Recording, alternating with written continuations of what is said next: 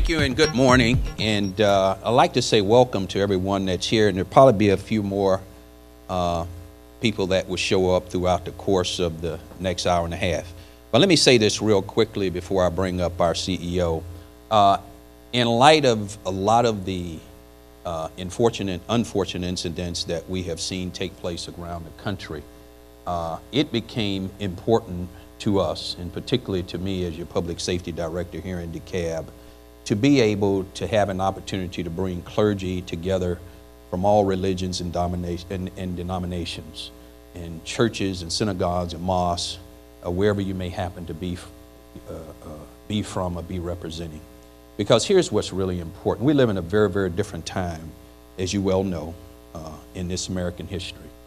And the tragic things that we hear about, we see so frequently, sometimes way too frequently, we have to acknowledge the fact that we have to be able to protect ourselves.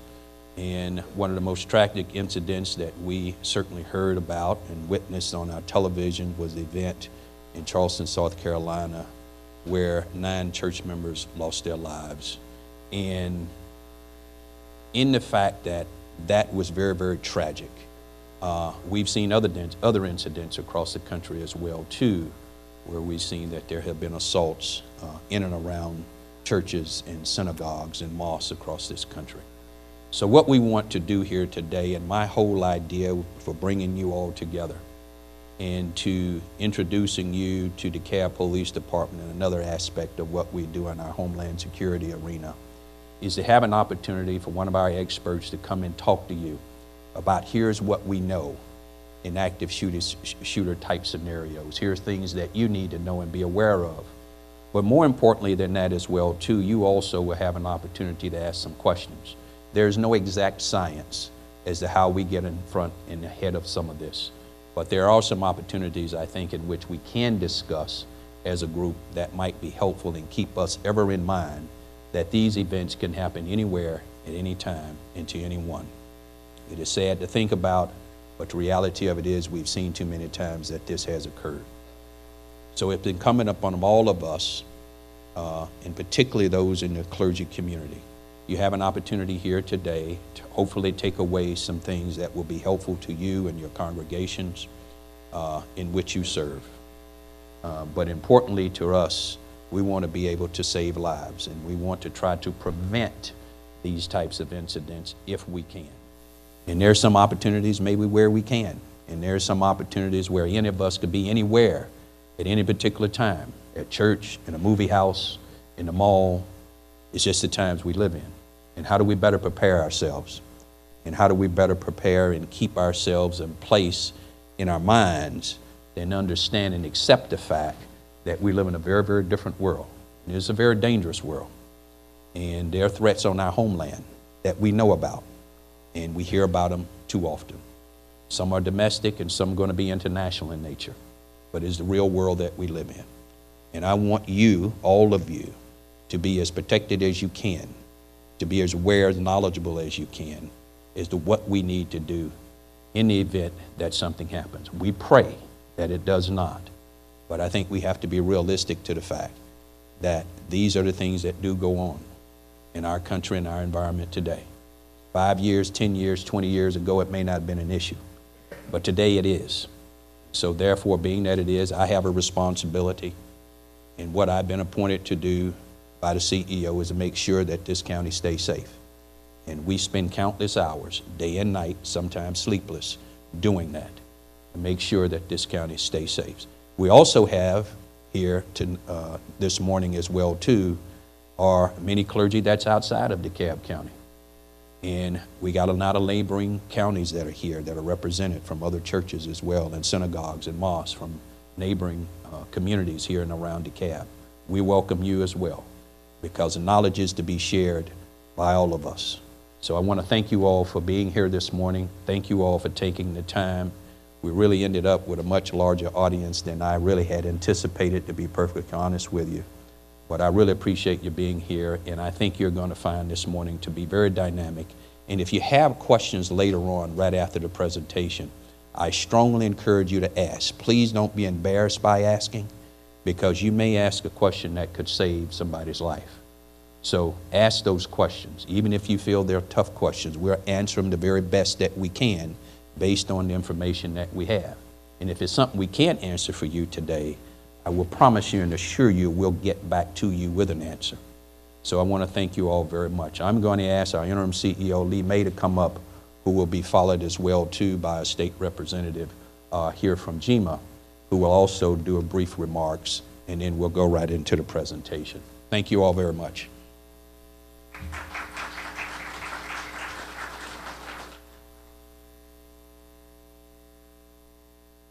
Good morning.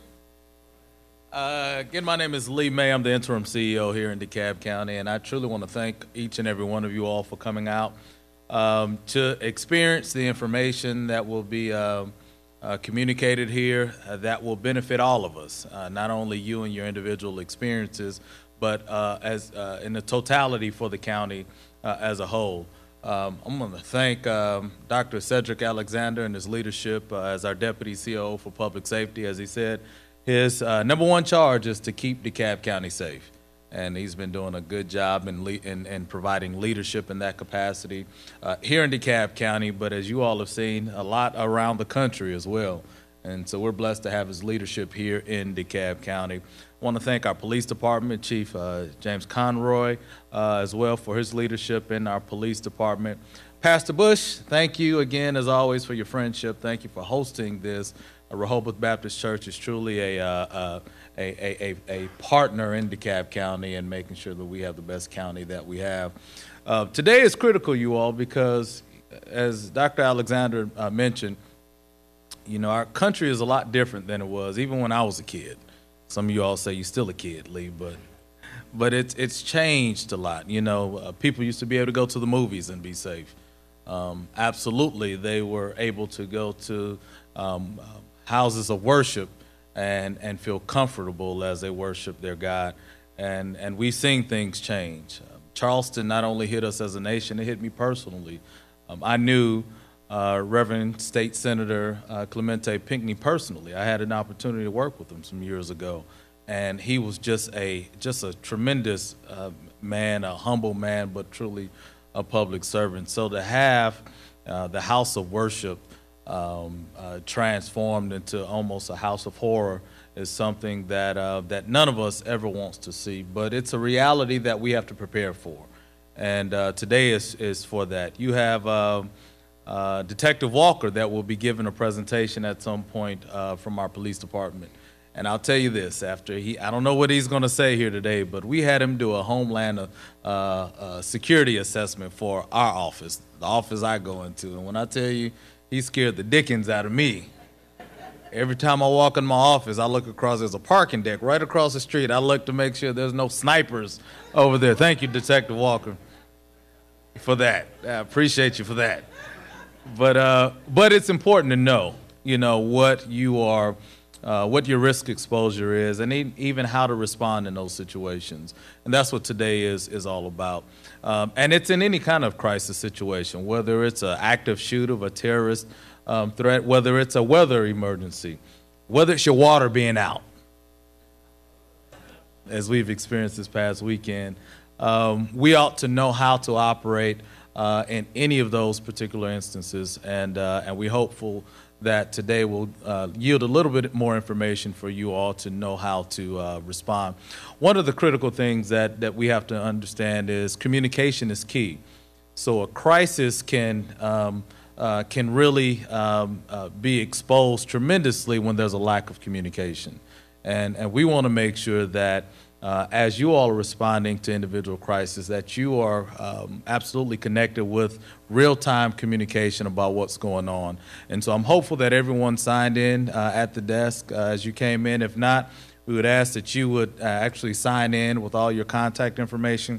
But I would also ask you to identify someone in your local house of worship or whoever you're representing that will also be kind of that facilitator of information. And so whether it's you or someone else, if it's someone else that you want to include, we would also ask for you to go back and put their contact information down as well, because that is one of the tools that we will use We have our communication staff back here. Our DeKalb County TV station is here with all the cameras. You'll see, if you don't want to be on TV, keep your face this way.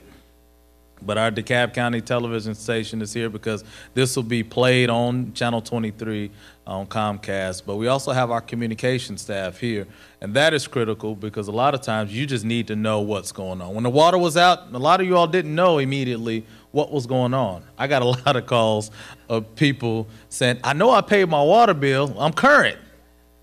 You know, and they thought we messed up, but it was that. So we have to make sure that we are giving real-time communication. So we need to know who the point of contact is for you all in that. So again, thank you all for coming out. I think you're going to be blessed with a lot of really good information here today. But knowledge is only power when it's applied. Okay, and so we want to make sure as you're getting the knowledge that you use that and apply it in case of any kind of emergency that comes forward. So God bless you all and enjoy the rest of your day. I think we're going to bring up now a representative from DEMA here, Mr. Micah Hamrick. Hope I had that right. Okay. Good morning. I'm impressed he got my name right. With a name like Micah, I fought that my whole life, but CEO May, Dr. Alexander, thanks so much for the invitation to be here today. When Captain Mellon called me a few days ago and asked me if I was available, I immediately started switching my calendar around so I could be here. This group is special to me. I'll tell you why in just a moment. But before I do that, y'all need to understand what you guys have here in your county. And for those of you not in DeKalb County, there's a lot of good departments, Homeland Security, Emergency Management in Georgia, but especially Metro Atlanta. But you guys have one of the best. Working with Sue and her office, Emergency Management, Craig on the Homeland Security side, and the police department. To be quite honest, we don't hear from DeKalb County much. That's a good thing. That means that they have the resources they need to handle it. Of course, Craig or Sue normally calls when they need some grant money. And that's good, and we're glad to help out when we can. But you guys are really blessed in this area to have one of the best departments. I deal with all 159 counties and however many cities we have in the state, and you guys have a great department across the board here, so you're blessed. Why this group is special to me. My dad, who passed away about 2 years ago, I was telling Dr. Bush earlier, he was a Baptist pastor for over 52 years. My granddad, on my mother's side, was a Baptist pastor for almost 60 years. I've got 4 cousins that are Baptist pastors. I do have one black sheep. My dad's brother was a Methodist minister. He's been a minister for over 40 years. And now my daughter is married to a youth pastor up in Dalton, Georgia. So I understand your world. I've been there. I've lived it my whole life, so I understand what you folks do. And thank you all for what you do in your own houses of worship. Why is today important? As I mentioned a while ago, I deal with all 159 counties around the state. I'm fortunate enough to deal with some national issues on the national level, a lot of national committees. And let me say that brought one thing to mind that I had forgotten to mention. Unfortunately, I have had the privilege of seeing Dr. Alexander on TV a lot over the last few months. Unfortunate because that means something bad has happened in our country. But I want to thank you personally, Dr. Alexander. A lot of times, no matter what station I'm watching, sometimes those questions or the information that's coming out is not what we needed out. And Dr. Alexander has had a calming way to get on TV and answer some of those tough questions to kind of give that situation a calming element. So Dr. Alexander, thank you for representing us on those type of events. But why is today important? These folks sitting before you that you're going to hear from later, they can't do their job without partnerships. From the state level, more than likely, when you have an event in your community, state resource is not going to be there for a long time, if we come at all. That first responder, that local officer on the street who has those relationships with folks like you sitting in this room, that's who's going to show up. That's why it's important that you're here today to learn more about what these folks can do for you, but more importantly, what you can do for them. The partnership is what it's all about. It's always happening at that local community level, and the information that y'all can feed to your local folks here, who then can feed it on up to us in the national level if they need to, is what's going to get sometime these investigations started that we can solve the problem. just about any after action report you read on any of the large instances we've had across our nation the last few months and years, typically there's always been somebody, it may have been 6 months ago or it may have been the day of, somebody thought, man, you know, something didn't seem right about that person. I wish I'd call somebody. So you're going to learn some more today, I'm sure, from the detective about making those kind of phone calls. The old saying goes, if you see something, say something, is really true. Sometimes your small piece, as small as you think it may be, could be the piece that this Homeland Security section over here needs to put that piece of the puzzle together. So I'll sit down. I'm looking forward to hearing your presentation, Detective. I'll be around for a little while this morning. If we can help you any way from the state, feel free to stop by and say hello, and I'll answer any questions you have. Thanks again for putting this together.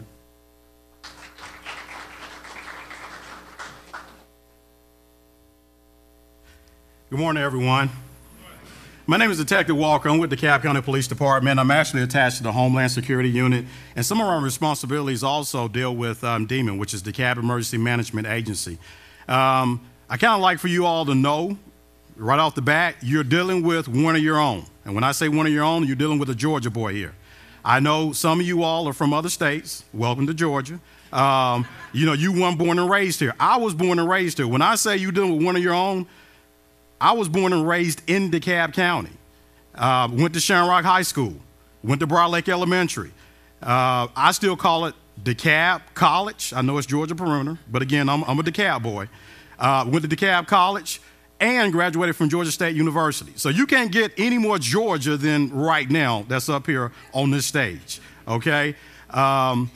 I consider an honor and privilege to be before you all, because this is something that I feel when we talk about being in our position and giving back to our community, this is a very honor to me to be able to stand before you all and present you all with information that you will be able to take back to your place of worship and to be able to utilize, okay? One of the things I want to point out real quickly is that please, if you did not register at our table in the front when you came in, please make sure you do that. That information is vital for us so that in the future when we have events that we need to share with places of worship, we now have a contact for you all to share that information with. So please make sure that if you did not sign in that you do that. These pamphlets, believe it or not, they're just not for you all to see who will be speaking. There is a critical point in this pamphlet that you're going to see from me a little bit later, and it happens to be on the third page at the very bottom. I know some of you all are definitely looking for handouts. Well, us trying to be green, made sure that we put a link at the bottom of this page that will provide you more information and piggyback on some of the things that I'm talking about here today. And if you also notice on your second page, you have a note block, just in case if you didn't bring what you needed. I would kind of like to start off with showing you all a video, because some of you all may have gotten I served a couple years in the Marine Corps, and any of those in the Marines, we know we have that saying, you were voluntold. Everybody know that saying, you were voluntold? Some of you all were probably voluntold to be here. You know, somebody just said, hey, you need to be Rehoboth at 10 o'clock. You're like, what is it for? You was voluntold. That's what voluntold is, if you didn't know, okay? So what I would like to do is start off with a video. In this video, it's going to kind of bring about some points of why you are here today. And let me say this before we get started with the video. I think it's only going to be shown on this screen, so I will give you all a grace period. If some of you all want to transition over this way so that you can make sure that you can see the screen, if you're sitting on this far side, you can go ahead and do that now.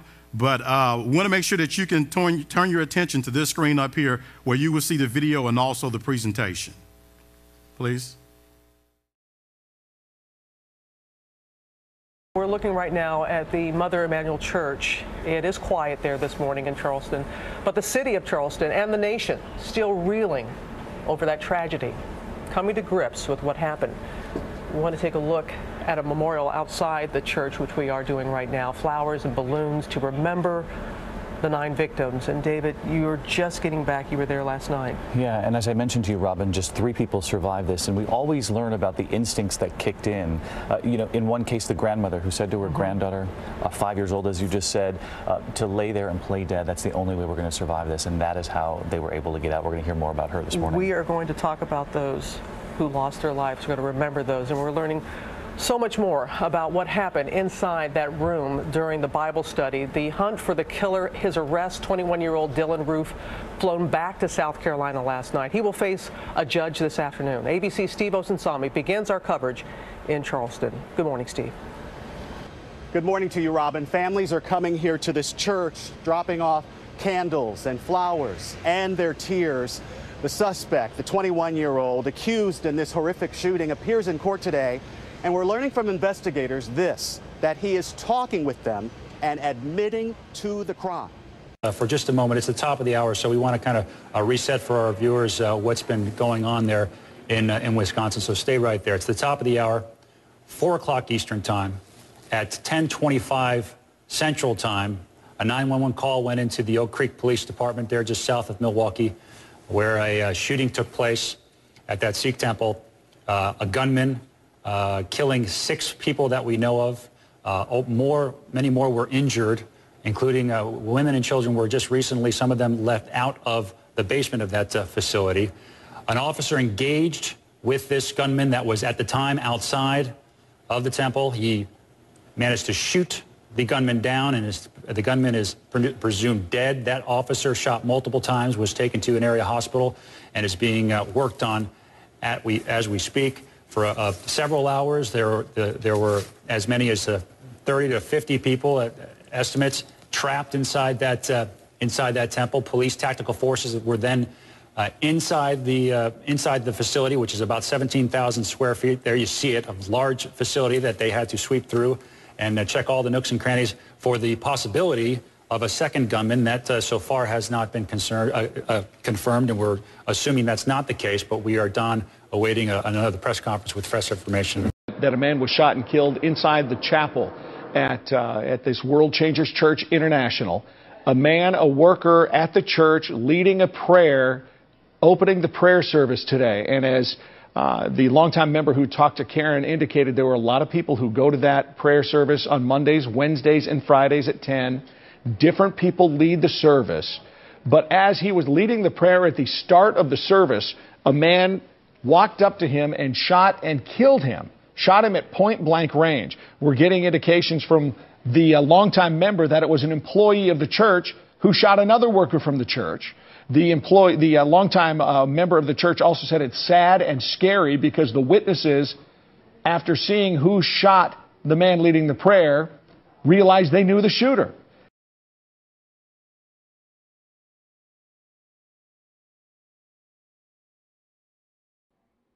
You don't see it all at first.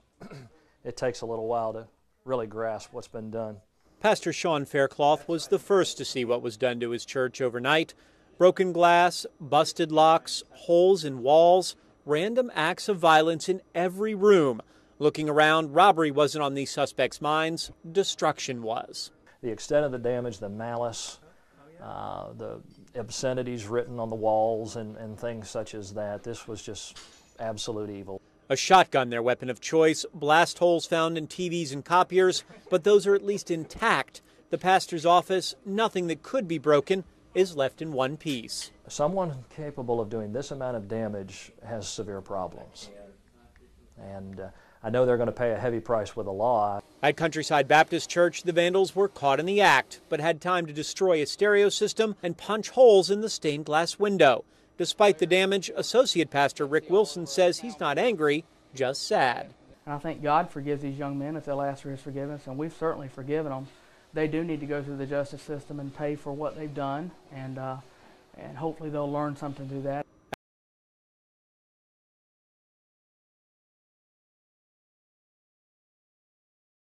Among the many damaged buildings in Portland is the First Congregation Church at the corner of Warren and Bridge. We were there last year when a new bell was installed and rang for the first time. Today's tornado ripped it loose and dropped the bell and steeple into the building. Faith Miller takes us inside. My first reaction when I heard there was damage was to get to the church. And as I came running down Bridge Street, I just kept saying, oh no, and burst into tears. The First Congregation Church in Portland was all but destroyed in a tornado. I was sitting at the organ Sunday, and the pew I occupied is now covered by the steeple. The groundskeeper says he's not sure any part of the building can be saved. I don't see other than the foundation.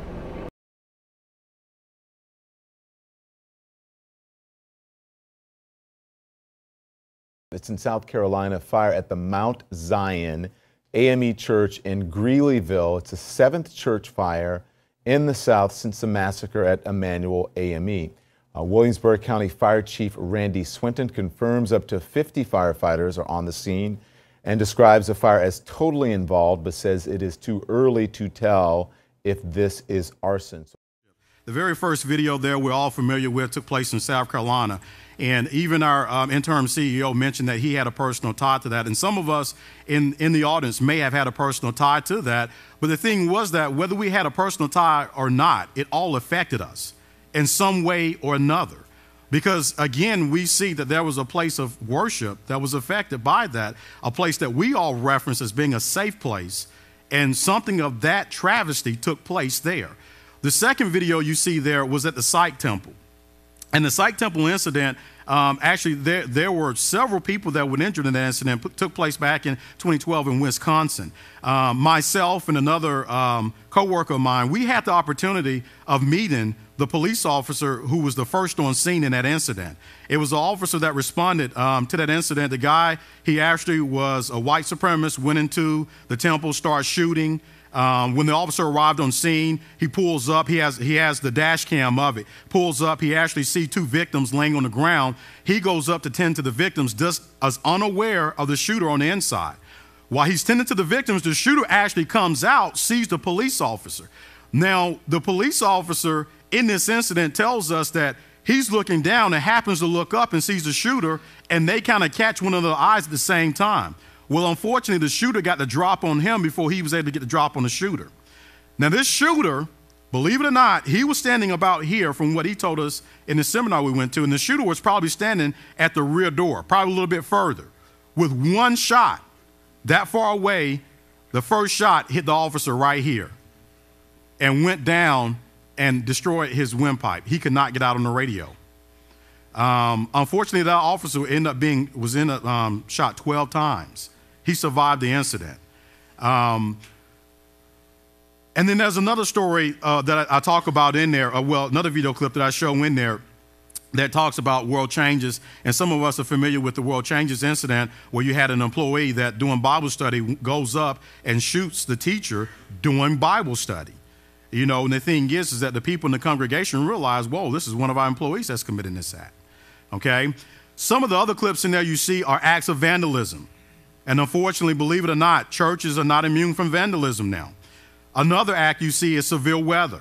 One of the churches just had installed a bell on top of the steeple. And the tornado came through, and now the bell is sitting inside of the chapel. And I mean, something of that devastation, and the grounds crewman was saying, I don't even think that we can save this church. It's been completely destroyed by the tornado. And then the last event we see is a fire. And so my whole point in showing you all that is that are any of you all in here prepared to deal with anything of that magnitude? Whether it be a fire, whether it be vandalism, whether it be active shooter, whether it be anything of that. Are you prepared to respond to that? And the thing is that a lot of us think about, well, when it happens, we're going to come. You can rest assured of that. But sometimes we don't think about weeks after we have left, when you have to recover, or a month or so. So those are some things that we're going to talk about today. Can you go to slide 3, please? What I want to talk about is, why are you here? Why essentially are you here? And the very first reason that some of you all may be here is because on days of service, your population increased. And you will see that on those days, some of you all are at churches where your population almost rivals some small towns. I mean, you pretty much got a lot going in one place. And we know that when numbers increase, so do problems, okay? So another reason why some of you all may be here is that on some of you all's campuses, you have educational facilities or primary schools, secondary schools. Again, your population has increased. Again, your chances for something occurring actually magnifies.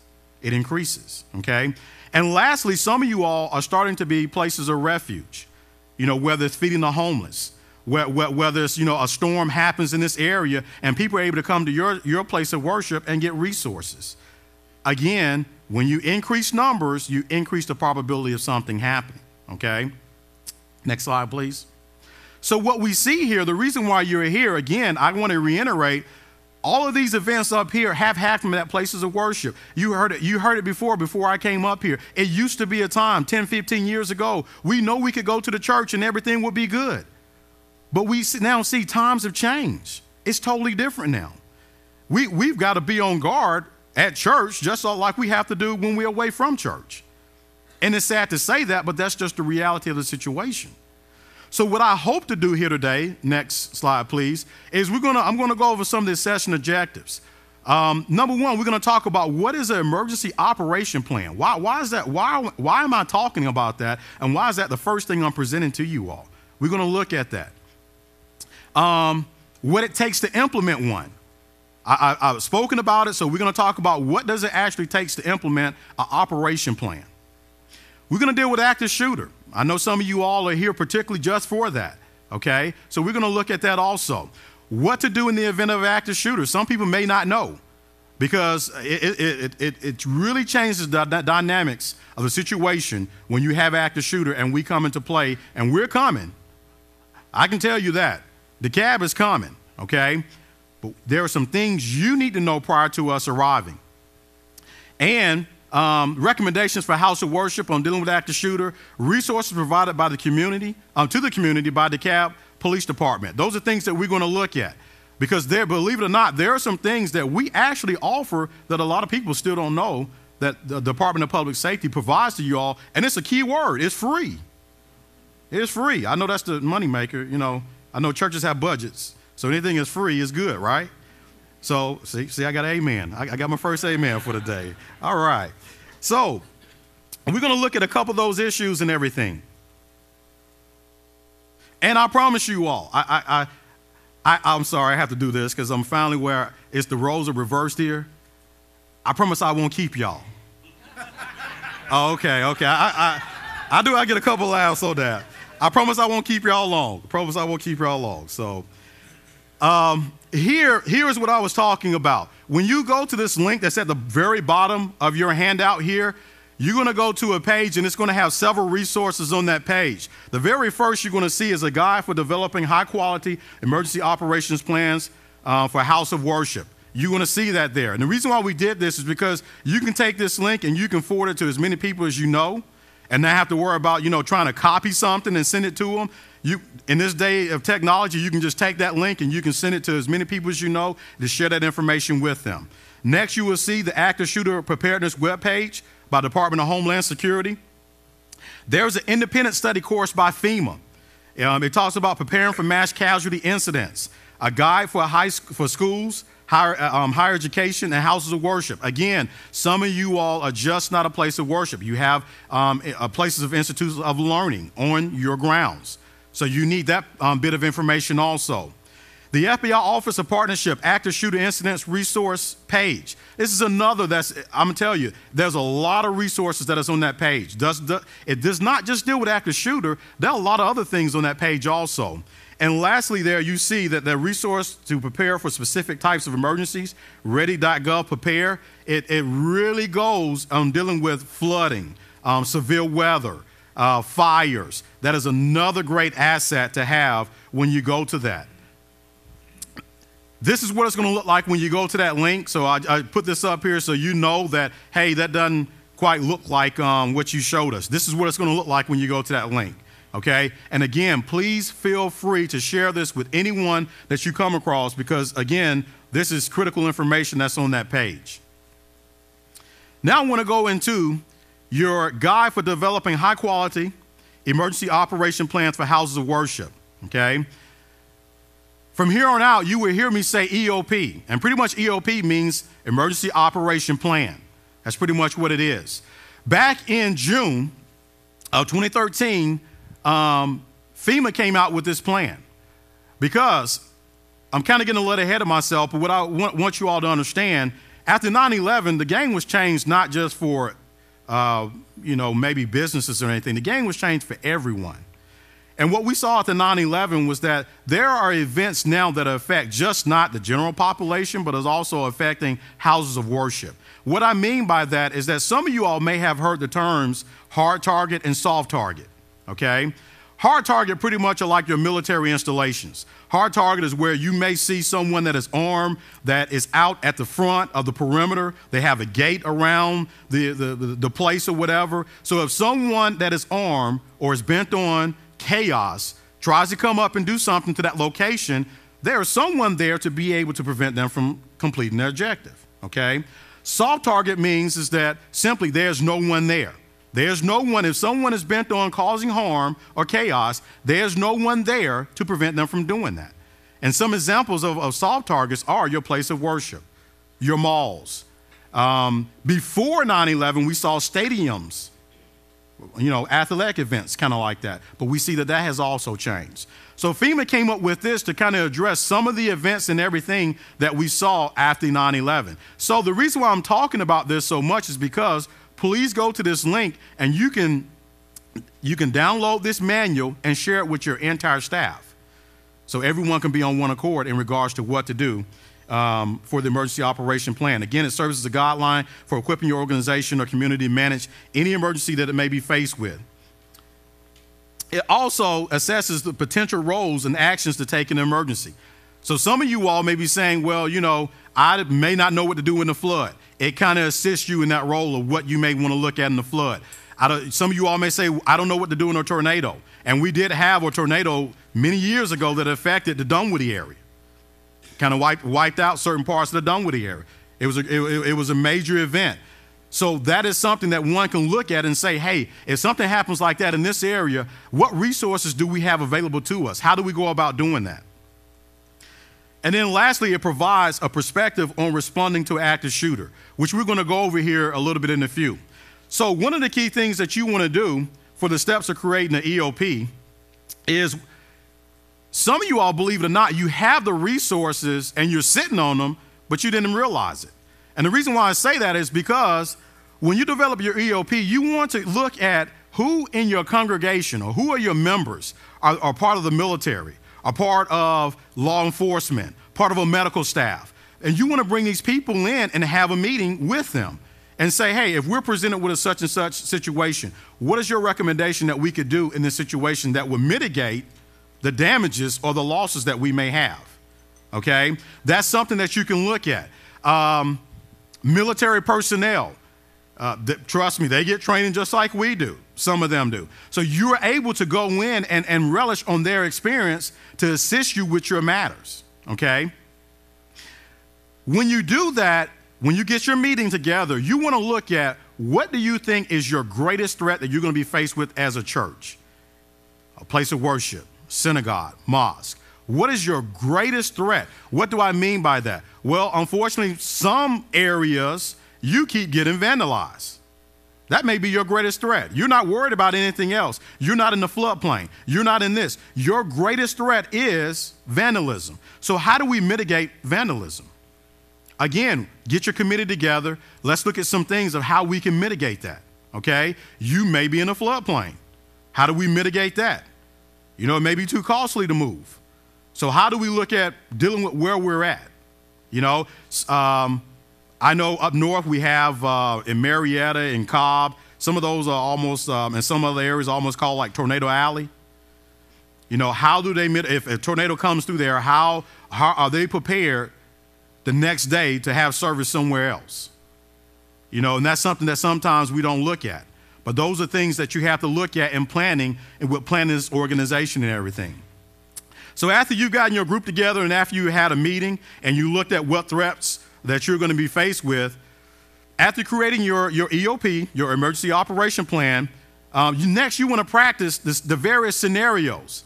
And what I mean by that is that a lot of us in here have the idea that, hey, I have a plan and I'm good to go. A plan is only good on paper. I'm going to tell you all right now. It's kind of, if there are any boxing fans in here, it's kind of like that saying that Mike Tyson has. Everybody has a plan until you get hit in the mouth, right?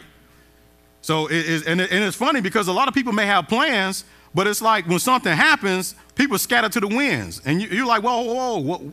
He had a role to do this, and he had a role, but everybody's gone. So, I mean, what use was your plan? You have to practice your plan. You have to practice that. And I'm going to tell you all right now, one good way of practicing you all's plan is take a look in the news. See what incidents may affect other places and say, hey, if this happened here, what are we prepared to do? How do we mitigate that? How do we lessen damage control if that incident happens here? So that is one way that you can do that. Develop a partnership with the public safety community, okay?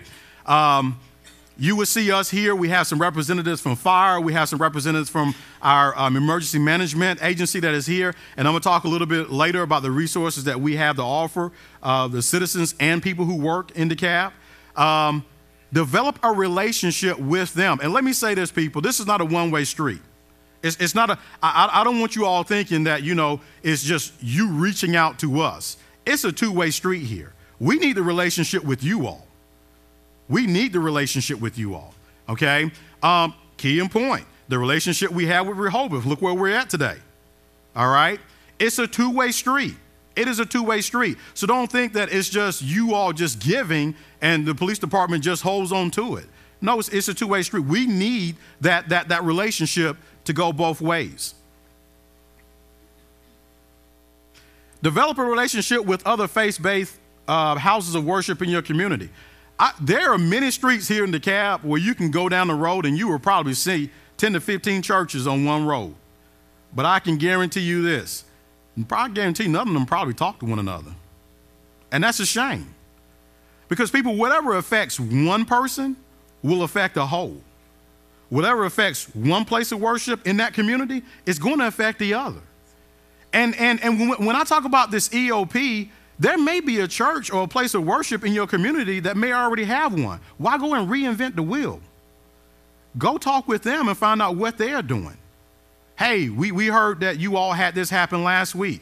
Is there anything that you all did that, you know, you may be able to share with us that we can do? You know, because again, I understand sometimes funds are limited. And if you may be able to share resources that can better protect all of you all, then at the end of the day, that's all that matters. That's really all that matters. So develop other relationships with people in your, let me issue this challenge right here. I will issue this challenge. Now, I don't have a prize, okay, for the winner. I just issue a challenge, okay? Just have to be honest. But before you leave here, develop a relationship with 2 and 3 other places of worship. You never know what that relationship may materialize to. You never know, okay? So before you leave here today, you know, after you check out our resources with our tables and stuff, go meet some other people that are here in the audience. Now I want to talk about active shooter. I want to talk a little bit about the active shooter, and this is something that a lot of us, whether it's personally or whatever, we all have been affected in some form or fashion by this. And this is the block that I really want to talk about so that you can take some essentials in regards to should an active shooter occur at your place of incident or wherever. And I think our director even mentioned earlier is that just don't apply this to your church. Apply this wherever you may be out and about. This information does not just particularly apply to a church setting. You can take this information and apply it to wherever you are, okay? So I want to make sure that you're aware of that. Very first thing we want to look at is what is an active shooter? What is an active shooter? Well, an active shooter, the suspect activities immediately causing death or serious bodily injury. What do I mean by that? One of the major significant differences between the active shooter and other incidents is that an active shooter is an event that is ongoing. Such as, say for instance, you get in a traffic accident. That accident has stopped. It's right there. You call us. There's nothing else happening at that time. You two are sitting there. You know, we exchange information. I ask one party what happens. I ask the other party what happens. That's it. That's not the case with an active shooter. It is ongoing. When you make that 911 phone call, it could potentially be ongoing at that time. That's what makes it a little bit different. The activity is not contained. And I'm going to tell you all something. That's what really makes it hard for us, because that activity is not contained. And when I say us, I'm talking about police. Some incidents, when you call us, you say this is the address of it and it's happening here. It's right here, right now. An active shooter incident can start off as such as you have a person who, for some reason, has gone haywire in the parking lot. And they have become mobile, and now they are walking towards the sanctuary, or they're walking towards this building. And they are continuously shooting as they are doing that. So we have an episode where it is just not the parking lot that's being affected, but now we have a greater span of area that's being affected. And so that makes it a little bit difficult for us, but that's why there's some things I'm going to explain a little bit later is pivotal for whoever calls 911 to provide as much information as you can to help us out in those situations. There is immediate risk of death or serious injury to the potential victims. That's another thing that makes it dynamic. So we talk about characteristics of an active shooter situation. What are some characteristics of it? The very first thing there is victims are selected at random. One of the things that I will tell you all, when I first started doing some of these active shooter classes, it's been probably about 3 years now, I go out to the malls, a lot of businesses, and share active shooter with them and what to do and everything. This was one of the primary things that we saw in active shooter incidents, that victims were selected at random. I'm going to tell you all now, this has changed. It's almost 50-50 now, because what we're seeing is that in a lot of church incidents that I've seen also, they knew who they wanted to go and shoot, okay? They knew who they wanted to go and shoot. The World Changes incident, that guy knew who he wanted to go and shoot. He only shot one person in that incident. And so we see it changing. And let me say this also. We also see it changing to where, believe it or not, places of worship are starting to be places where they are carrying out or domestic incidents are spilling over into churches now. And that's something as a church you have to be mindful of. You know, they woke up that morning and they were in an argument. One of them decided they wanted to go to church. The other one decided this is not over and now shows up at church. Okay? That is something I'm starting to see a rise in also in some of the articles and everything that I'm reading. The event is unpredictable and evolves quickly. That's something else I spoke to you all about.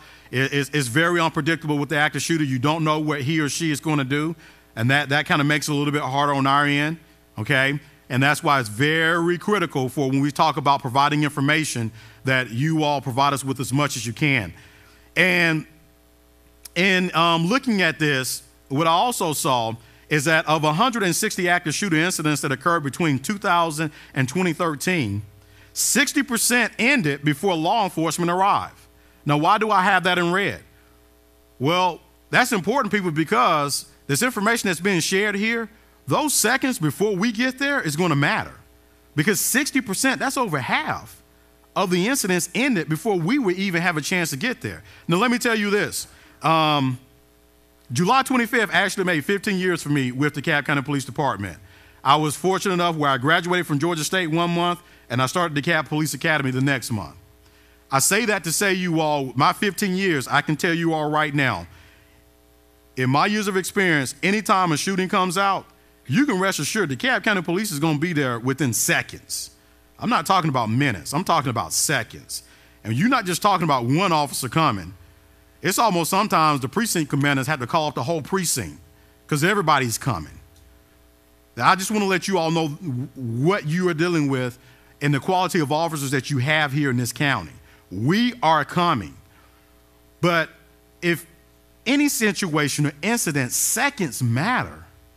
And what you do in those seconds, especially when you're talking about an active shooter incident, is very critical. Okay? So that's why it's important that you take this information back with you. Can you go back to that previous slide?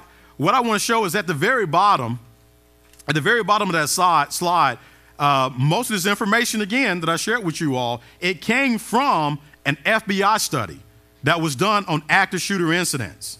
Okay, it came from an FBI study that was done on active shooter incidents between 2000 and 2013. Okay, and based on that study, these are some of the statistics that they were able to see, is that before law enforcement got there, 60% of the time, the incident was over. What I want to show you all next is this is a video that I've been showing now for over 2 years. Some of you all may have seen it in here. After a couple of active shooter incidents, there's a video called Run, Hide, Fight. It is a very instrumental video. I think that it's not that long. I will say this, there is a simulation of graphic violence in it. You do have an individual who's going around shooting and everything. So if you have problems with that, I will just suggest maybe at this time, it's only 5 minutes. You may want to get some water or something like that. But to me, I think it's a great video that illustrates what your options of what you should do should you be confronted with an active shooter. And again, people, this information is just not for the place of worship. This information is for if you're anywhere and you start thinking that, hey, I'm faced with an active shooter, okay?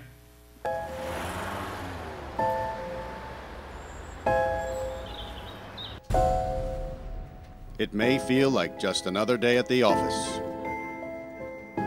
but occasionally, life feels more like an action movie than reality. The authorities are working hard to protect you and to protect our public spaces.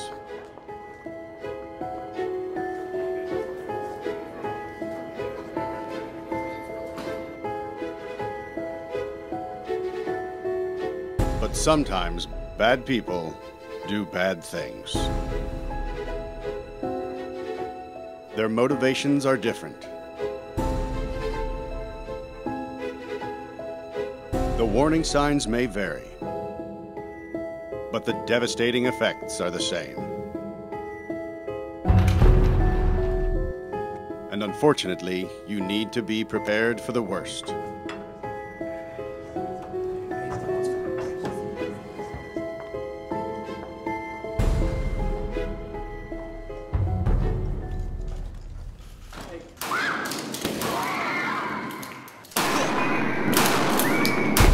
If you were ever to find yourself in the middle of an active shooter event, your survival may depend on whether or not you have a plan. The plan doesn't have to be complicated. There are 3 things you could do that make a difference.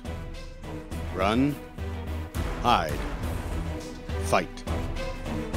First and foremost, if you can get out, do.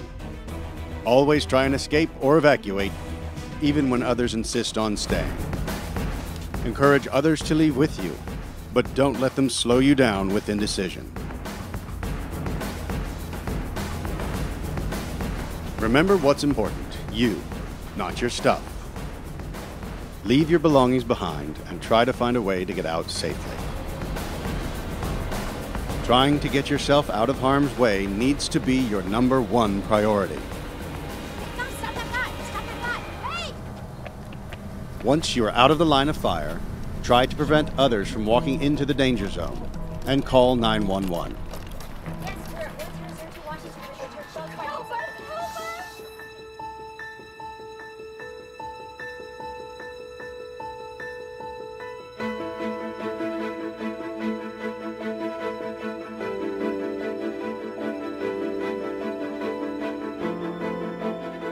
If you can't get out safely, you need to find a place to hide.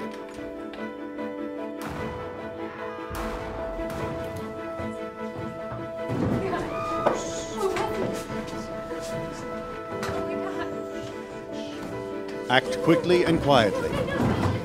Try to secure your hiding place the best you can. Turn out lights, and if possible, remember to lock doors.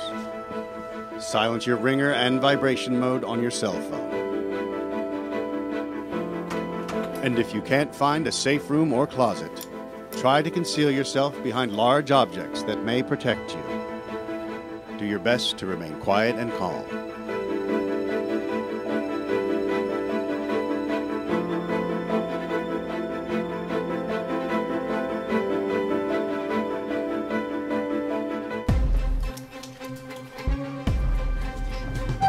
As a last resort, if your life is at risk, whether you are alone or working together as a group, fight. Act with aggression. Improvise weapons. Disarm him. And commit to taking the shooter down, no matter what.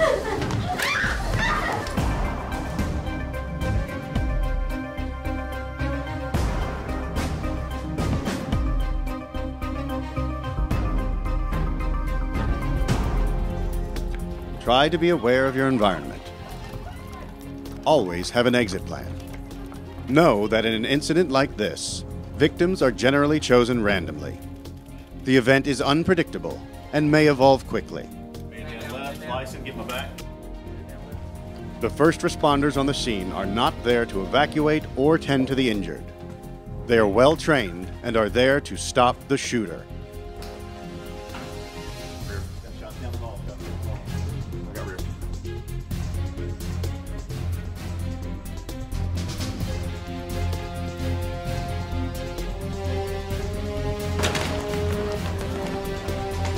Your actions can make a difference for your safety and survival. Be aware and be prepared. And if you find yourself facing an active shooter, there are 3 key things you need to remember to survive. Run, hide, fight.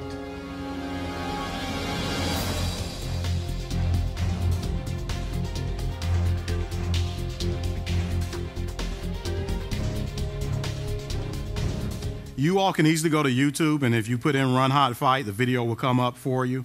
And again, you can take that link and share it with loved ones and whomever. I know when I first started doing this, that was one of the videos I even took and shared with my wife and everything for her to share with friends and stuff, because to me it's very pivotal information that when you talk about Run, Hide, Fight, when you're faced with something and doing something, doing something is better than doing nothing. And especially when you're talking about seconds count. Just want to iterate here real quickly. You talk about run. If you can run, that is the very first thing that you want to do. Hiding that's the second thing that's given, and fighting. If you have to fight people, I tell people all the time, it's going to be the latest WWE pay-per-view event that goes on. Okay, we're talking about a fight for life. We're not talking about where you just tag you're it. No, we're talking about a fight for life here.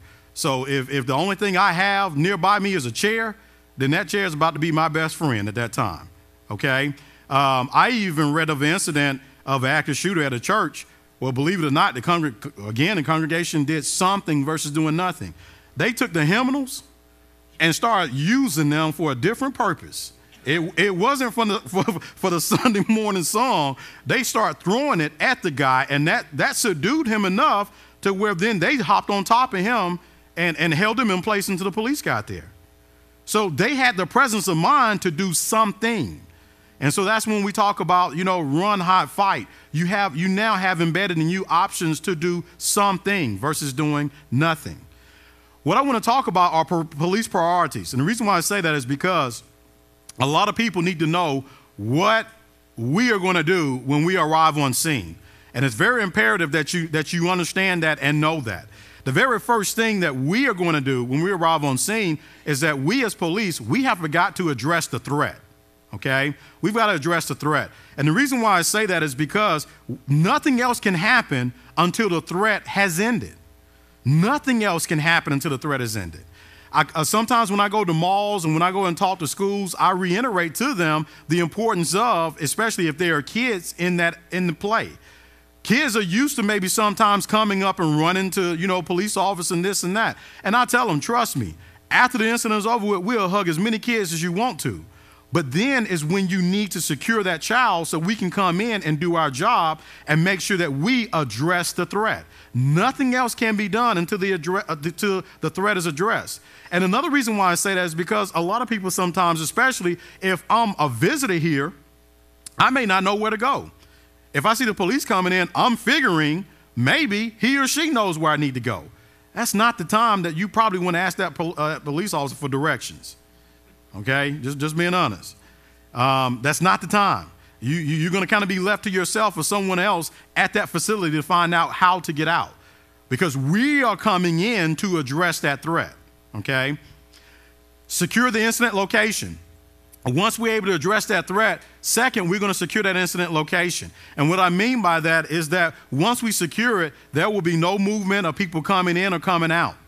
Okay? Nobody will be leaving that scene, because now we have a scene that needs to be investigated.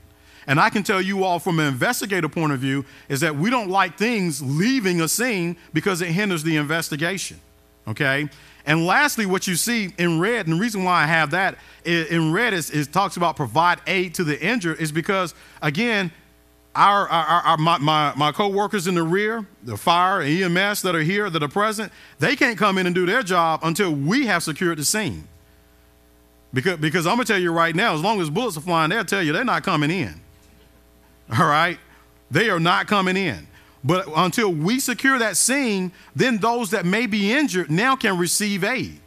Okay? They can receive aid. So sometimes that may be something on your end where if you have first aid kits or, things like that, the way you can treat them until we can secure the scene and then bring my coworkers in, that's something that may have to be looked at. All right? Next slide, please. So what are some actions, if you're faced with this, what are some actions that you need to be aware of when we arrive? Remain calm and follow the officer instructions. Please make sure that you're following our instructions. And the reason why I say that is because it's so important.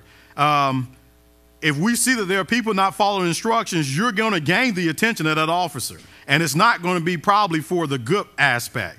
It's probably going to be that we see that you may be doing something wayward that is gaining our attention, and you may be the threat yourself. Does everybody kind of understand what I'm saying with that? That's why it's so important that if you have an officer saying, come here, come to me, that you need to be following that officer's instructions. And let me say this as a side note that I just thought of also. When we're talking about churches, sometimes you're going to be dealing with people who may have handicaps. Okay? It may be in your interest to be able to assist that person with that handicap if the officer is saying, hey, come this direction. Because that person with the handicap may not be able to do that. Okay? So that is something that, again, planning ahead, dealing with our emergency operation plan, that we have to consider. How do we deal with those who are going to be immobile? Because sometimes that's not thought about. So that's another thing. Put down either items in your hands, jackets, those kind of things. Now, ladies, I know, when you come to church on Sunday, you and your Sunday best. I understand that. And I know you got that one purse that you've been saving, okay? I understand that too, but it's going to have to stay behind, okay, in that incident. I'm just saying, please don't bring the purse, okay? Please don't bring it.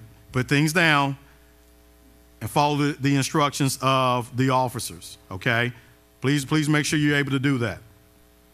Immediately raise your hands and spread your fingers so, again, that we can see that there is not a threat there. We can see that there's not a threat there as you may be coming towards that officer as he or she is giving you instructions. Keep hands visible at all times.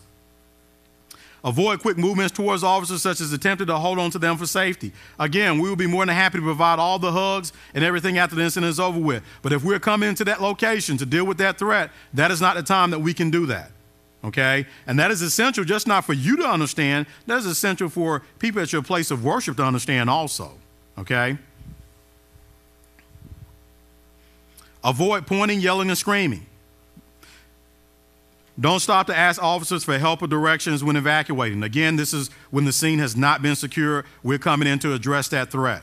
Please, again, make sure that you understand we're coming in to deal with that threat at that period in time. So should you happen to contact 911 or come across a law enforcement officer, what are some things that you should consider to do? Well, where's the location of the active shooter? Where did you last see him or her at? Was it in the parking lot? Was it in the parking lot making their way to the sanctuary?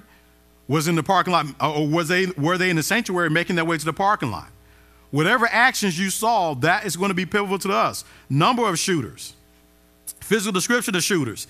All this is important. That's up here, number and type of weapons held by the shooter, because, believe it or not, say for instance, this gentleman right here, he may be on one end of this building and he hears a shooting and everything going on, right? We have this lady right here who's on this side of the building.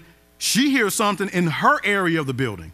Well, these two don't know at the time. They're dealing with two different shooters. All they're doing is just calling 911. Well, when they both call 911, it's first coming in as we may be dealing with one shooter. But if they start providing descriptions and everything, we'll start noticing in their location of where they're in the building. Now, as we're arriving, we're noticing we're not just dealing with one, we're dealing with two.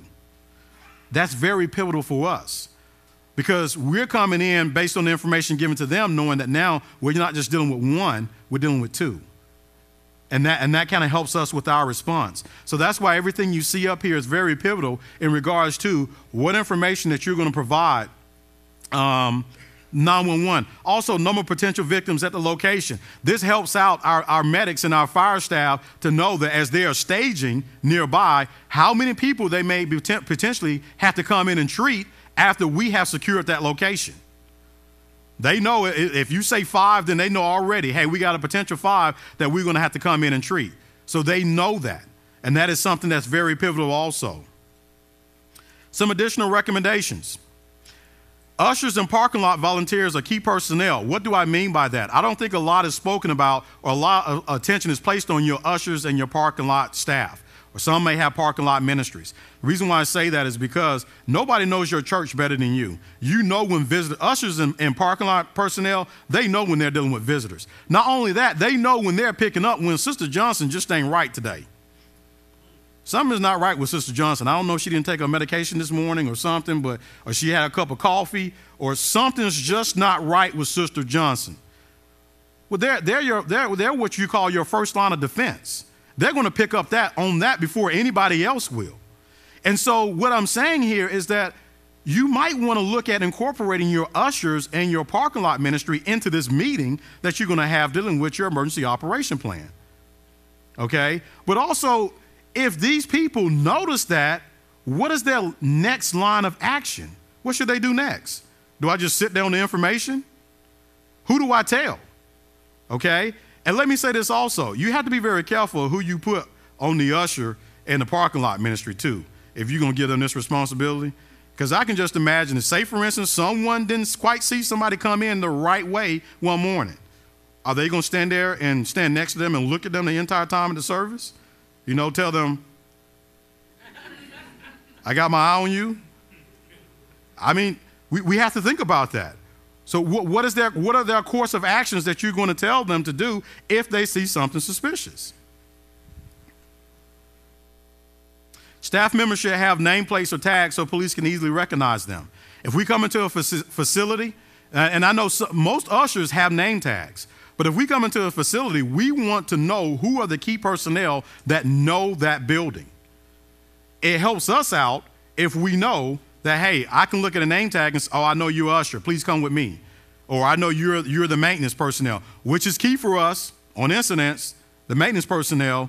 We definitely need you. You're definitely coming with me. Those are key people that we need to know. And the only way we know that sometimes is, again, if they have those name tags on, whether it be during the week or whether it's at the service. That is going to be key for us. How will personnel be notified in the building and on the ground? And what I mean by that, if you have an active shooter that's occurring on the location, how will someone be notified? Do you have a siren on the campus that alerts them? Do you have a text that immediately goes to people's phones? How will people be alerted? And I'm going to tell you right now, I don't have the solve all because you have a unique situation at a place of worship. That's a very unique situation. I know some college campuses have gone to, before anybody can register for a class, they have to put in their cell phone number. So they send out weather alerts or any alerts on college campuses via that way. A church setting is a little dynamic. So I don't know how you address that situation. Because again, you may have on, some days you may have more visitors than others. So that is something that, again, you go back to your EOP staff, you recognize how you can address that situation. Blueprints of buildings for fire and police department. How many of you all, if you added something on recently, have provided blueprints to the police and fire department so when we come in, we know exactly where we're going?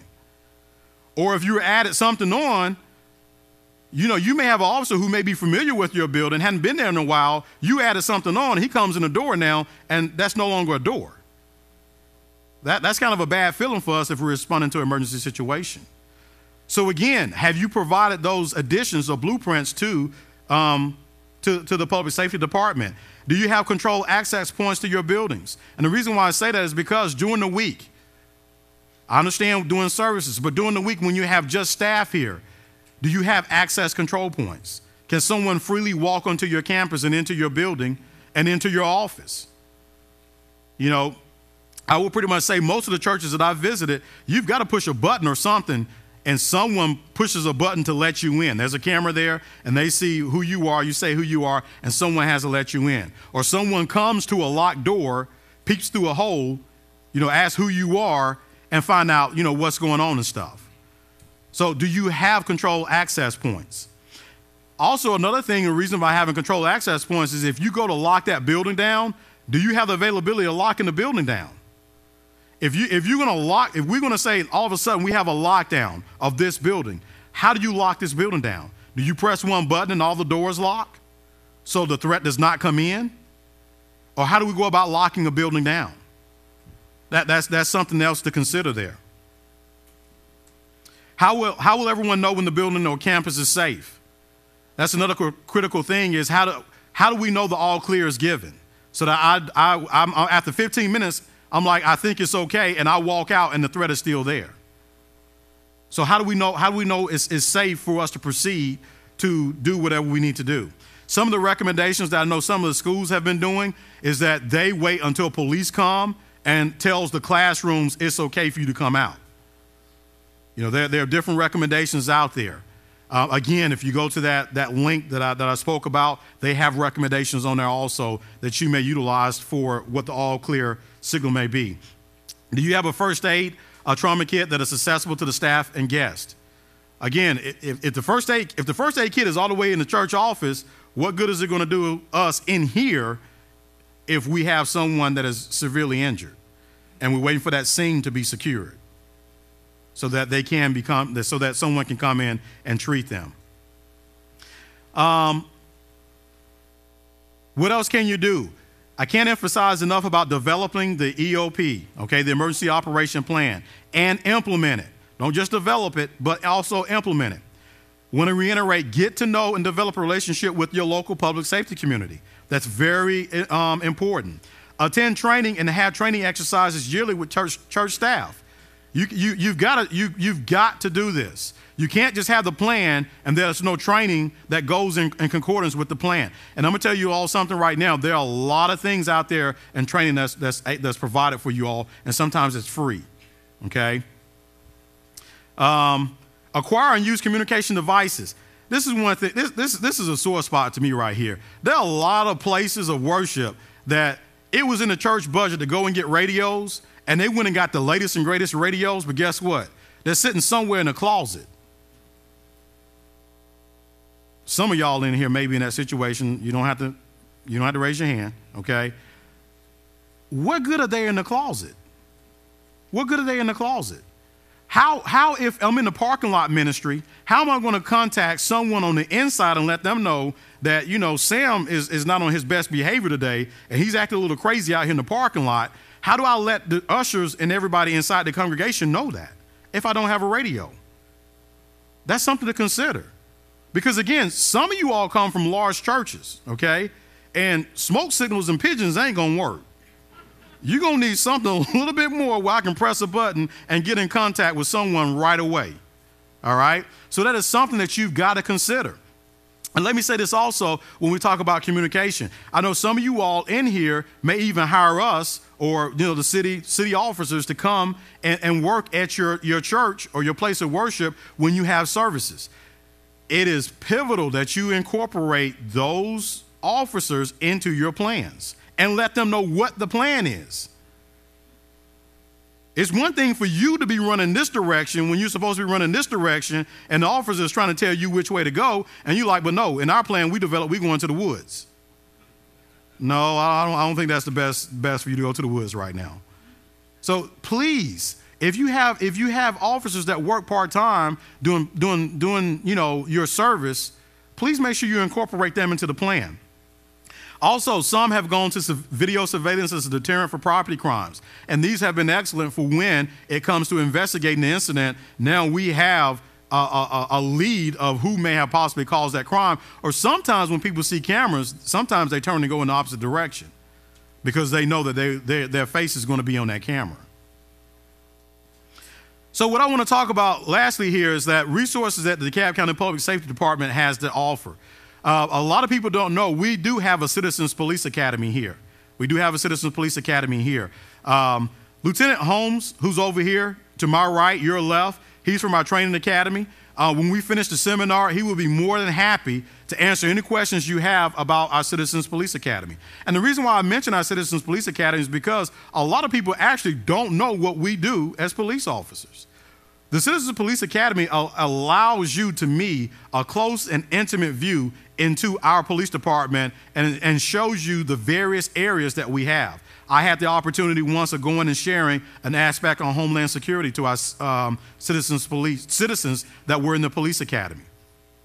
So you learn a lot through that academy about what we do as police officers, and should you be involved in an incident, how we're going to come out and be able to handle that incident.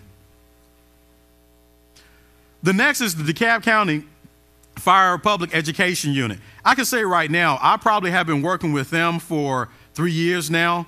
Micah and Mrs. Cagle, they have a table set up outside. I would strongly recommend that you go and speak with them after this is over with. How many people in here know where their fire extinguishers are? If you know where your fire extinguishers are, do you know if they're expired or not? Do you know if they're good? They come out and give, keyword, free classes on talking about how to educate you on that. Not only do they deal with that, but a lot of people may know that we have a firehouse here that they take out to the schools and everything. They simulate to the kids about smoke, what to do in the fire, this and that. They're in charge of that. You might want to go and speak with them if that's something that you want to come to your church, want them to be able to, a resource that they can come out to your church and provide for the kids, just to teach them about fire safety and everything. But again, when you're talking about dealing with fires, again, they are the people that you want to go and talk with, because they can come out to your congregation and educate them about fires. Not just fires dealing with the church, but also house fires. They can speak to your congregation about that. So again, they have a table set up outside that particularly deals with that. DEMA training. DEMA is DeKalb Emergency Management Agency. CERT training. CERT training, which is Citizen Emergency Response Team. Okay? Now you may be wondering, what is that? Well, pretty essentially what they do is they actually train citizens on emergency situations, dealing with severe weather. Okay? I know there was a time and period where a lot of people, I remember back when the year 2000 was coming in, a lot of people thought Armageddon was coming. And, you know, it was like, stock up on this, stock up on that. Make sure you have enough stuff ready for a whole week or a whole month, just in case if you don't have power, this and that and everything. Well, they actually give training on how to deal with those situations. If you feel that you want to stockpile food, they give training dealing with that. So they have a table set up outside. Please go and talk to them. Robert Swanson is the person that's in charge of that. I work with them. Again, we wear the DEMA hat in Homeland, so he can provide you all with great information in regards to that. I have two videos I want to close out with you all, just two. They're very short videos. And I was a training instructor for several years. And one of the things I always talked about to the recruits is that I always told them, when you get into this profession, doing something is better than doing nothing. No matter what kind of situation you're caught up in. Doing something is better than just standing there and doing nothing, okay? One of the videos I want to show you all, I think it's a pretty great video that shows that they were aware of what took place in South Carolina. Now, they may not have had the most elaborate plan, but guess what? They decided that they were going to do something. And something in this incident was better than doing nothing. The Madison Heights Church of God in Christ welcomed an unfamiliar visitor during a Sunday school service this morning. It was just after 9 a.m. today when the man entered the church here on Indiana Street in Daytona. Church members say the man proceeded to the front of the pulpit, grabbing a Bible and throwing it on the ground just before he tried to attack. West 2 obtained cell phone video of the disturbance showing the man who tried to attack the church's pastor. He wanted to take over the pulpit and take over the service, and he came right at me as the leader of the church. Watch as the Sunday school superintendent grabs a music stand for protection. A few deacons hold the man back. I love my pastor and my church, and I'm very watchful over my pastor. Church leaders say they asked the men of the congregation to be aware of their surroundings, following the recent fatal church shooting in South Carolina. And in light of the recent tragedy that's happened, you know, we're all alert. We're you know, so I just thank God for being in a position to be able to be a help and keeping things from escalating further than what they were. The pastor learned that the man is his nephew, who he says he didn't recognize at first and hasn't seen in years. Officers say the man suffers from schizophrenia and hasn't taken his medication in months. He was taken to Halifax Medical Center for a mental evaluation. In Volusia County, Tavares Jones, West 2 News.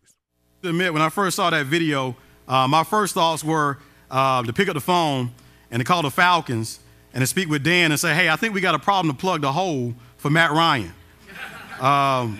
Because the guy in all white right there, all he needs to do is just stand there and we can plug that hole for Matt Ryan so we can get some. And then the other guy who said he's very faithful to his pastor, he's another one I thought about putting on the line too, because he seemed pretty serious. Did y'all see him with the music stand? He wasn't letting anything get by him, okay? Again, people, they did something versus doing nothing. You know, you had one guy who was just sitting there. I don't know if you all saw that. One guy was just sitting there like, I just came here for Sunday school. I don't know what happened. He was just sitting there. But at least some people had the sense of mind to say, we're going to do something. This thing going on in our church, we're going to do something, okay? The last video I want to show you all is that when you talk about planning and exercising, and when you're talking about on a grander scale of when planning and training comes into play, what happens? I want to show you all this last video I have for you all. This cell phone video comes from this morning's 11 a.m. service at Lakewood Church, but the clapping isn't for what you might think. Thank you all for your patience. Houston police tell us a number of hecklers showed up today to Joel Osteen's house of worship. He jumped up with his Bible screaming, "Shame on you, Joel, shame on you, Joel." And Joel kind of just repeated scripture and they escorted him out. Casey Eaglin was a few seats away from one of the protesters. I was terrified for a quick second there. After the first guy, I was like, okay, just a random heckler. But then you start seeing the second, the third. In total, detectives tell us they escorted out and arrested 6 people. Lakewood officials say the hecklers were from the Church of Wells, a controversial group out of Wells, Texas, that promotes a revivalist form of Christianity. So, I mean, I think it was a very poor taste. Eaglin is just thankful for the quick response of Lakewood security. For a second there, I started thinking about that church shooting that happened, and I was thinking, oh God, something bad's about to happen, but they were real quick. Lakewood Church tells us a number of their volunteer ushers are in law enforcement and they're armed so they can react to anything like what happened here today. So far, these hecklers have been charged with criminal trespassing. We've also reached out to the Church of Wells. No word yet back from them. We see in this video several key things here, okay? Because let's be honest about it. You know, how many pastors in here can say if one person stands up, you may be okay while you're talking to the congregation, but then you get 6 people stand up and start heckling? It probably may be like, you may start just sliding over this way towards the stage to make an exit. But here we see Joel actually comes forward to the stage, and the situation is dealt with quickly. I do a lot of training sometimes with other churches and their details and this and that and stuff. And I'm going to tell you, when I first saw that video, I was like, that detail train has been doing some serious training. Because for Joel to be at that point, to come to the stage, edge of the stage, and to continue speaking, that lets him know he has a peace of mind that he has people capable to be able to deal with that situation no matter what happens. And the shooting just took place in South Carolina. How many people in their mind, especially if you're on stage, you want to come to the end of the stage and continue speaking? No, your mind was probably like, let's get out of here, okay? They have officers that are actually on staff as ushers, okay, to be able to handle the situation. Now, let me say this. I know that some of you all may have picked up on that. I just have to side note on this. Please make sure if you're considering something like that, that you're not going out and just getting someone who you think would be great to be an usher and to arm them with a gun, because there are liability ramifications to that. Please make sure you understand that, okay? That's why you want to get that EOP, get that committee together, get law enforcement on that committee so they can address those kind of answers and questions that you may have when you're deciding to implement something like that. But, again, you can see this was thought ahead of time. Let's put some law enforcement officers in our ushers. They can respond to it. They're trained in this. They'll be able to deal with that situation. So those are some things and stuff that, again, when we talk about active shooter and dealing with the EOP, some things to consider and stuff. And you can see the difference there. You can see whether it's a small church or a large church, such as Joe. Both of them had a plan to do something. They had a plan to do something. And that's the only thing that I want to leave you all with, is that I don't care what you all are faced with, you have to have a plan to do something. Doing something is better than doing nothing. And especially in these days and times where we are faced with some of everything. Okay? Right now, what I would like to do is I would like to open it up to any questions that you all may have. If I'm not able to answer the question, I have some of our command staff that is here. They may be able to answer the question that you may have. And I can rest assured, if I'm not able to answer it, I will definitely get back with you at a later time, probably later today, to get that answer to you. I will only ask that if you have a question, please come up and use the mic here, because it is being filmed for DCTV, and they want to make sure they capture that audio of whatever question you may have. Are there any questions from our audience at this time? Anyone in our audience? Yes, ma'am. Okay, so we all know that ISIS, the neo-Nazis, the white supremacists, they're armed. The crazies, they have their ways to get the guns illegally. Is there a way for, whether it's faith-based organizations or schools, to designate a person that's obviously highly trained to carry a weapon as the best form of protection? I know you mentioned that a chair could be your best friend, but knocking down the shooter could really prevent lives. Well, what I have seen is kind of multifaceted answer to your question. What I have seen, as I said, some churches I know hire officers part-time to come and work on their staff. Some churches actually have retired officers that work on their staff. You have that, all those years of training and knowledge that comes in with that, and someone who knows what they're doing with a gun, who sometimes become part of their church staff, just like here. I still call him LT, but Mr. White, he retired from he's retired from DeKalb and works here with their church staff. So you have someone with that, and also he still has ties with the department. So it's kind of beneficial for us, because now if I have a serious incident or if something happens, he now knows he can reach out to the police department with some old ties and say, hey, what about such and such, and probably get some information from us and everything. Schools, I see some schools are going to that also. Some schools are hiring part-time officers to come in, whether it's in the morning time where it's busy, or in the evening where it's even busier, where you have activities and stuff. Sometimes they have that option. Some of you all may have officers on your staff. However, let me say this. That officer needs to be certified in that city or county if something goes down, to be able to do something. I attend church in another county, and I tell them all the time, I will be your best witness, but I'm certified in DeKalb, not in Fulton. So now, rest assured, police officers are going to act wherever they are. Okay, they're going to react wherever they are. But there is just that liability issue to look at. That, hey, it will probably be best for us to get a local officer, maybe in accordance with the one who's in our congregation, to assist with duties around here. We do hire police officers for security. My question is more, when we're not having a major event and there's just a staff of 25 people, a preschool downstairs with maybe 50 cute little kids, I'm talking about a kind of a regular citizen being able to do something significant to protect our little group over there. When we can't afford, you're talking about the tight budgets, when we can't afford to hire 24-hour security, when it's not that big event with a big budget, is there a resource for someone like me to become trained in the use of firearms and to go through the proper channels? You can always go, and I know many indoor ranges always provide firearms training. Let me say this right here, and being that I come from a training environment and that I am a firearms instructor, I always tell people this. To me, I think that a lot of us sometimes get so caught up in guns that we don't use the greatest tool which we've been given, which is this here. And the reason why I say that is because sometimes our best resource is maybe making sure that our building is secure. You can be armed, but if your building is secure, it's not going to matter a hill of beans. So it may be like I talk about the controlled access. Do you have a controlled access? Do you have cameras up? Because sometimes people knowing that, hey, this place is close to being like a Fort Knox, and I know you don't want your school to be that way. I'm not saying it has to be that way.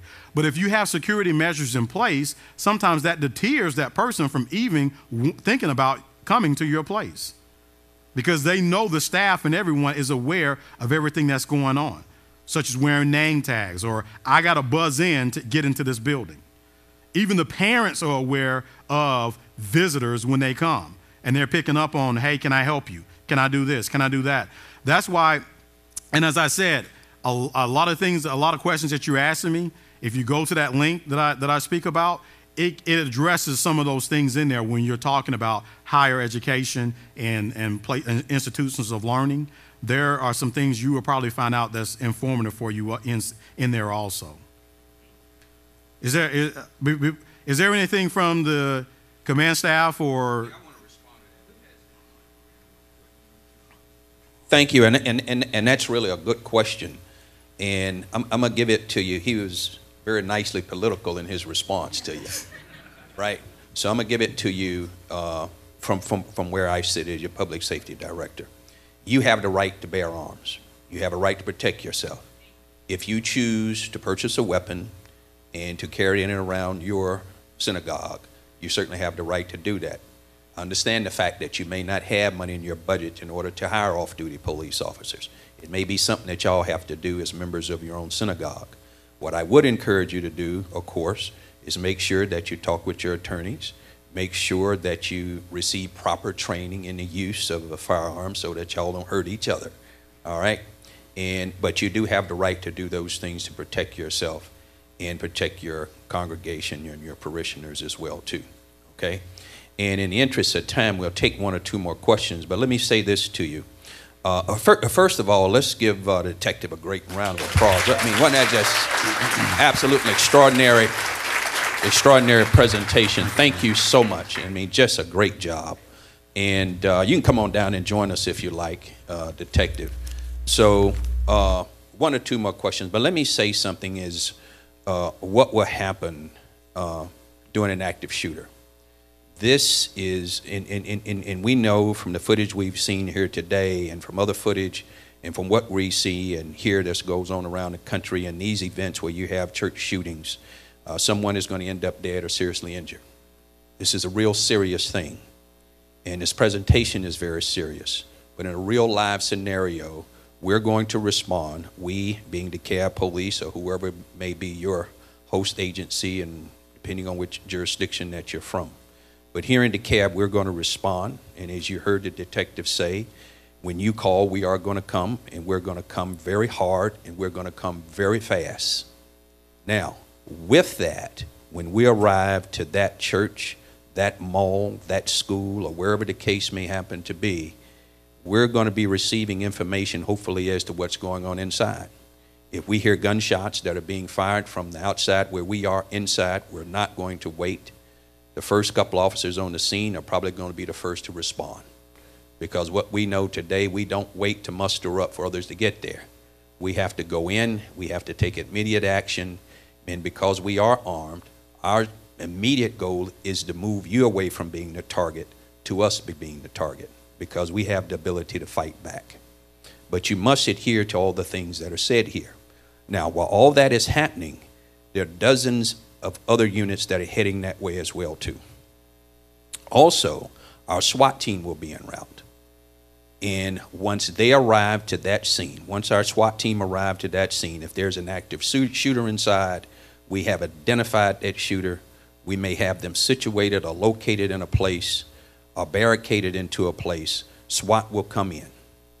And it is at that point that most of our uniform units will begin to pull back as SWAT moves in, because it is at that point when that bell is rung, it will not be unrung. That is it. And what they're looking for is a target, and that target that they're looking for is going to be neutralized. Period. That's the end of the game.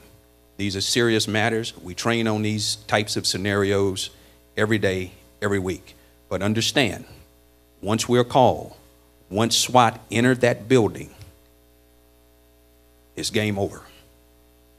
because we got a target that's in there that either has killed people or has done great bodily harm or of an extreme threat. This is the world that we live in. This is the way we're going to manage that scene. And you need to know that, because when you call us, you can't turn that off once you turn it on.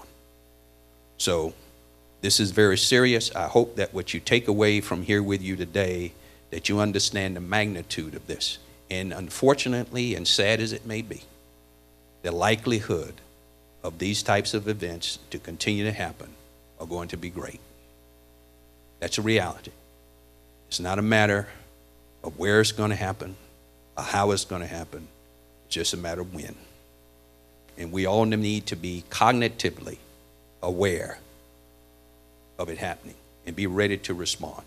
Some of you belong to small houses of worship.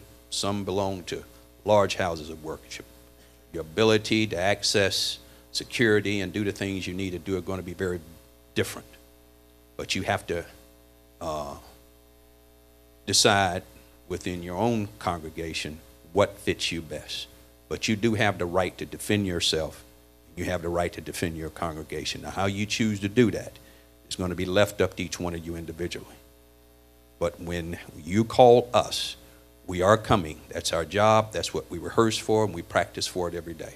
And that's part of why I thought it was important for us to be here today, so that we're all on the same team when this happens, or should it happen. We pray that it never does, but should it, we're all on the same team. Let me take one or two more questions real quick so we can go out and enjoy some of the treats that's been offered to us. Yes, sir.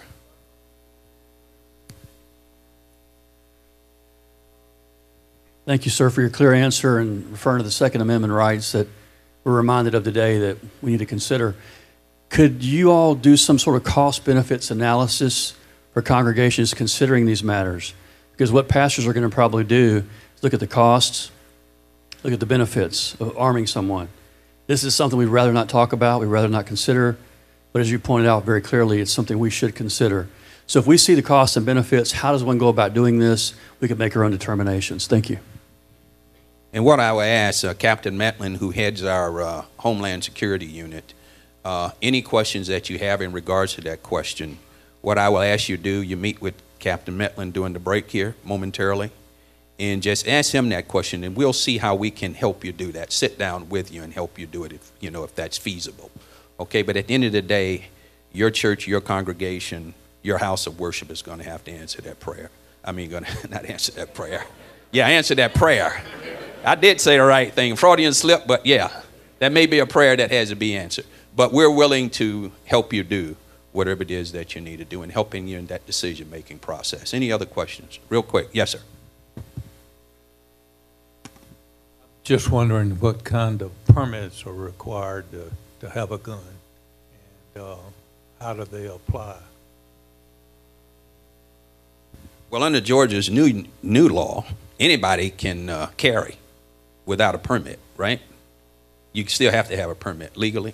So I'm gonna let Chief Conroy answer this question. He's probably before I get y'all in trouble. I knew I shouldn't have answered that. Anyway, so in Georgia, yes, in your house, your vehicle, you can carry without a permit. To carry in a place of worship, the place of worship can determine whether or not you can carry inside the place of worship. And that's usually done by posting a sign. You can say no weapons are allowed in these premises, and then they're not allowed. But to carry in there, yes, you are required to have a permit. Law enforcement is not allowed to ask to see that permit. So that's kind of the weird thing that caused some confusion. You're required to have a permit, but I cannot ask to see the permit. So very unusual little twist in the new law. But yes, you are allowed to carry in any establishment that does not prohibit it, as long as you have a permit. So thank you all very much. Thank you very much, Dr. Bush, for your hospitality, and let's give him a round of applause here at Rehoboth Church as well, too. Thank you so much for sharing your space and time with us, and there's some wonderful treats outside. I would encourage, as you heard the detective say earlier, get to know someone in here that you don't know, so fraternize, share information, share ideas, share phone numbers, and we're all going to be partners in this together. Thank you all very much, and thank you for coming.